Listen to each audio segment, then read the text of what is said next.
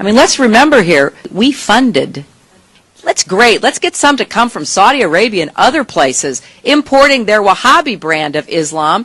The deal with Saudi Arabia, and I couldn't get an answer on specifically how we were monitoring their support, their continued support of the exportation of Wahhabism, Salafism, and the terror that goes along with that fundamentalist view of Islam around the globe. Do you know of any metrics that the department is following to support their claim that they are working on that? How are we gauging that? How are we going to determine whether they're following along with that portion of the agreement?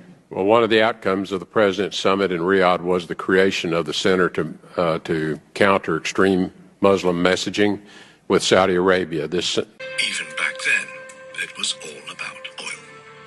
The Balfour Declaration gave British support for the establishment of a Jewish homeland in Palestine, which was part of the Ottoman Empire. Power games that reached their peak in Paris after the First World War. The victors didn't create order and peace in the Middle East and Anatolia, but instead made false promises.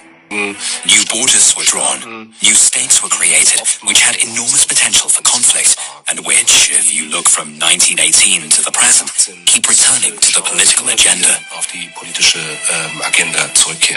The wounds have not healed, but are in fact still open.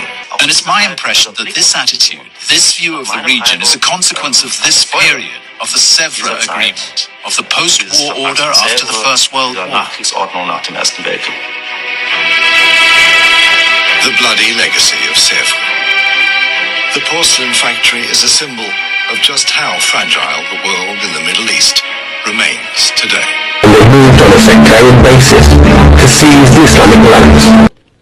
We recognize in you both a leader of the Arabian people and a custodian of those cities most sacred to Islam.